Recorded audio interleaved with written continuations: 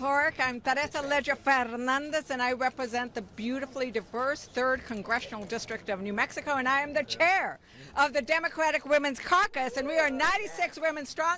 And when the Speaker gets around to having Adelita join us, we're going to be 97 women strong, historic. Yes. We need to swear in Adelita Grijalva today. Yes. Now, ahora sí. You know, look at us, look at the caucuses that are represented here today. We actually represent not only the diversity and beauty that is the Democratic caucus, but we represent America. This is what America looks like. And I need to tell you that America is worried. That's right. And on behalf of the women of America, they are terrified. And they have been telling us their stories ever since Trump got in office. Because American women cannot afford Trump. American women are not safe under Trump.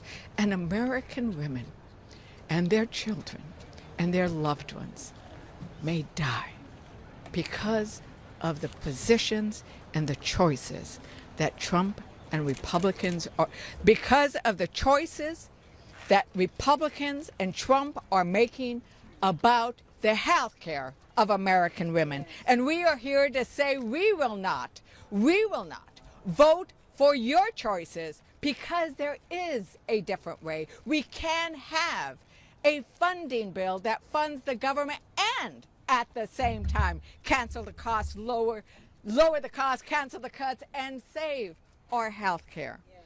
We know that a government shutdown hits women and families the hardest because women are a majority of the federal workforce. But it's also true that women rely on the Affordable Health Care Act to make sure their families have health care, for prenatal care, and for medical emergencies. Listen, women work hard and are the key caregivers in their families. When there is a crisis at their house with their families, what do? They stick with it until they solve it. Yes. Republicans, we have a health care crisis, and what did they do? They fled town. Yes. They do not care about their voters. And that's the difference. I think we see America, every part of America, whether it's blue America, red America, rural America, urban America, every part of America as part of our family. And so we're going to do everything we can to solve this crisis that our family is facing. And right now, we need to call the Republicans fleeing their responsibility shameful. It is a shame what they are doing. And what we call it in Spanish, I always say this, one of the worst insults you can give somebody in Spanish is to say they are without shame, because it means they are without values and without moral. And right now they are sin vergüenzas. They are without shame, those Republicans, sin vergüenzas. And you know what? The biggest sin vergüenza, the biggest person without shame is President Trump. Because he has been pushing for this shutdown for weeks. He said, let's have a shutdown. Let's make sure that we shut out Democrats in this process. I don't think a White House meeting would be useful or productive. And then he said, when he looked at the demands, and the demands were about protecting health care, he then said we could go ourselves. Well, we're not going to do that. Instead, we are going to demand the health care that Americans deserve. That's right. And then what does that shameful man do? After a meeting where you're supposed to be working out details, where you're supposed to be negotiating a deal, you post something that draws a sombrero and a mustache on the leader with whom you're supposed to be negotiating. That's not how you get to a deal. That looks like a little 6-year-old having a temper tantrum. Right. That looks like a little 6-year-old that any mother would be ashamed of their child doing that. But while America's health care is in crisis, Trump is doodling. Once again, what is it called? Sin vergüenza. It is without shame. And the thing is, if it were just a misbehaving boy, and sometimes boys will be boys. I have several of them myself, right? It would be one thing, but he is the president of the United States, and people are going to die because of the choices they are making.